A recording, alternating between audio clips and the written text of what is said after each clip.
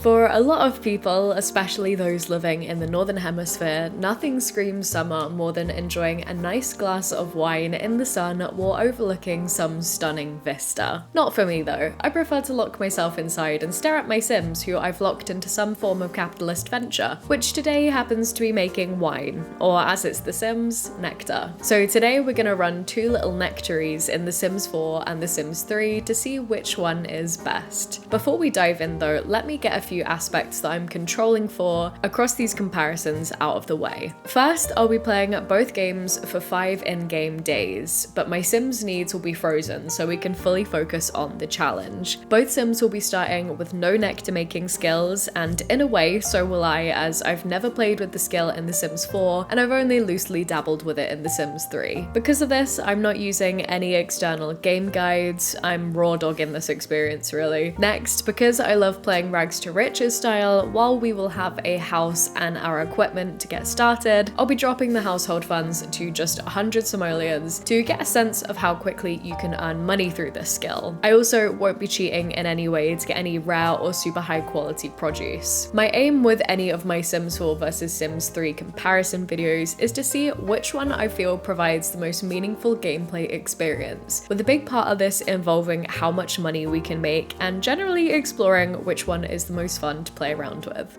Balls.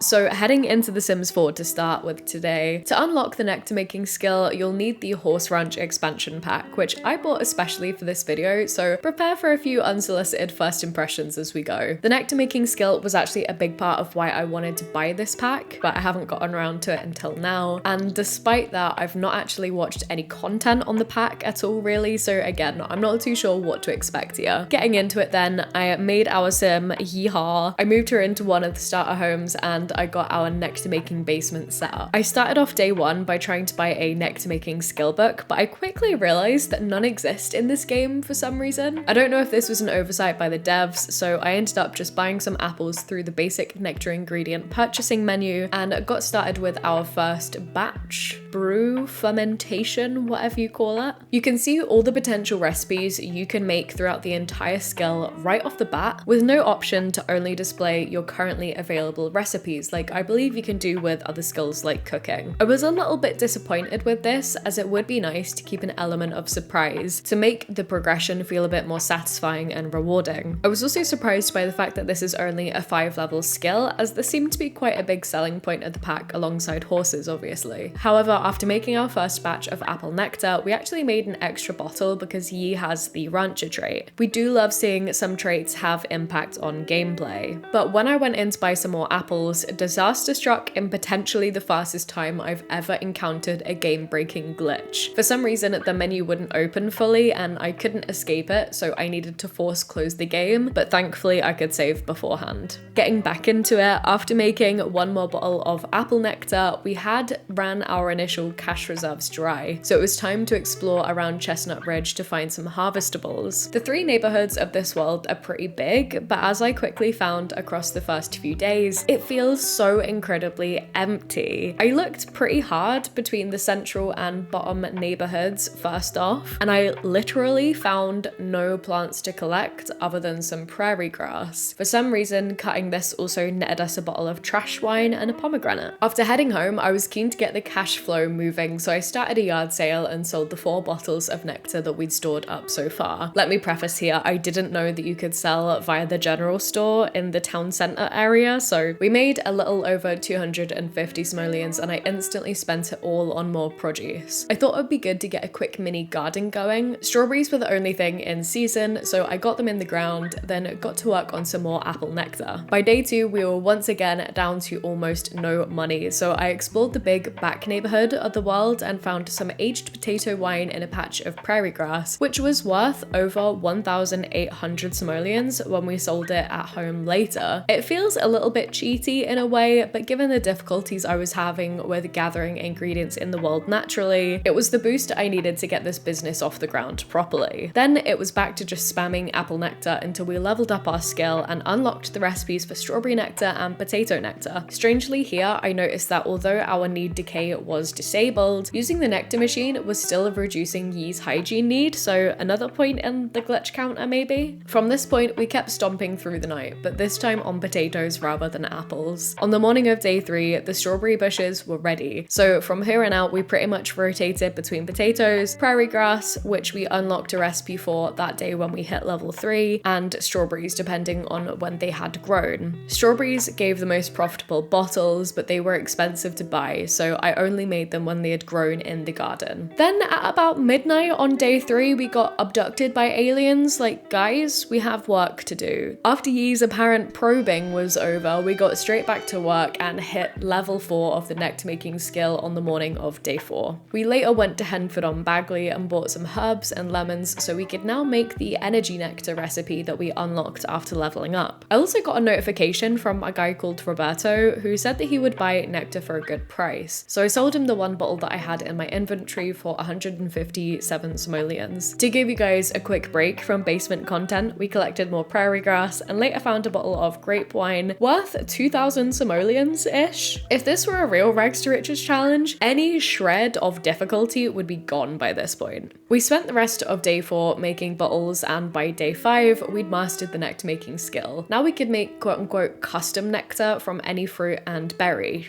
kind of. You don't get to pick what specifically goes into the bottle. It will just steal any category of that item you have swimming around in your inventory, but hey, it gives us a little bit more flexibility, I suppose. Then as it was day 5, it was finally time to sell everything, including some of the bottles that had now aged slightly. I thought I'd be able to call over Roberto to sell everything to him, but I was unable to for some reason. So admittedly, the selling process spilled into day 6 as I was just spamming yard sales until the next day when I got the notification from him, so I cleared the table and ran over. Before we talk about how much cash we made from all of this, let's head on to The Sims 3. Oh my god! What is that?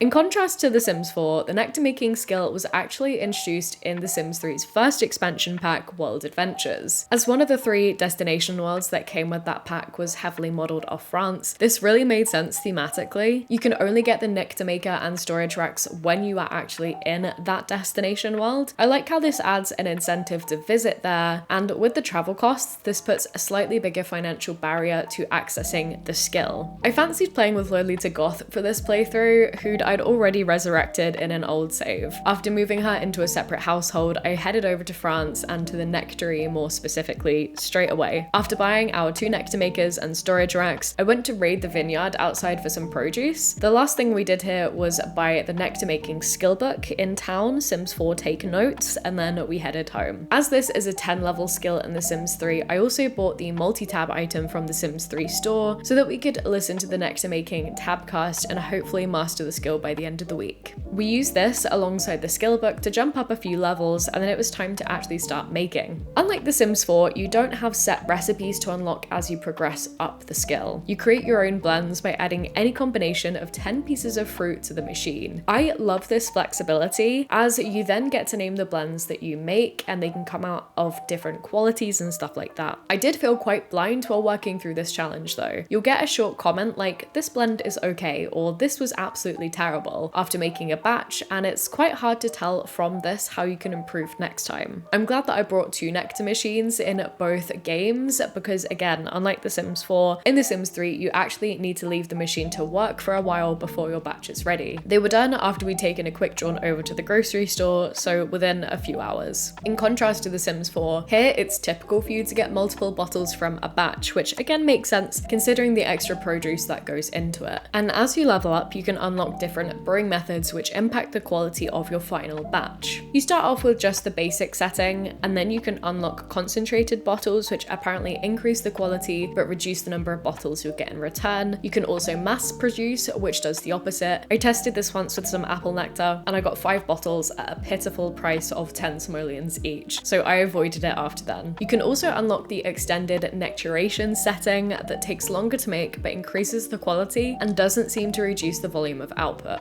Anyway, we eventually hit level 6 of the skill early that morning and already needed more fruit, so I headed into the world to look for plants to raid. Unlike Chestnut Ridge, Sunset Valley provided for us. The big fishing lake, the 2 parks in town, and the science center were the best spots I could find for finding produce. And while we were out, I also consigned the bottles that we'd had so far. In just a few hours, we made 44 simoleons from that. Moving into day 3, we kept brewing through the night and hit level 9 in the early hours of the morning, unlocking the extended nectaration setting. And we also got our first blend of apple and lime's nectar that was birthed from the machine with a pretty good status. And really, between now and day 5, I found myself repeating this routine of going to the grocery store early doors, following the harvest route, consigning, and then crafting nectar throughout the night and early mornings. As for the pockets of profit and progress we made during this time, on day 3 we made 274 simoleons and actually also mastered the nectar making skill. On day 4 we made 123 simoleons and completed a skill challenge because we had tested so many different ingredient combinations, which meant that we could now predict the quality of combinations before actually testing them. This was a very nice touch. I absolutely love the skill journals in The Sims 3. It would have been nice to play around with this more if we had some higher quality and rarer ingredients to use. On day 5, we got struck by lightning on the way to the grocery store.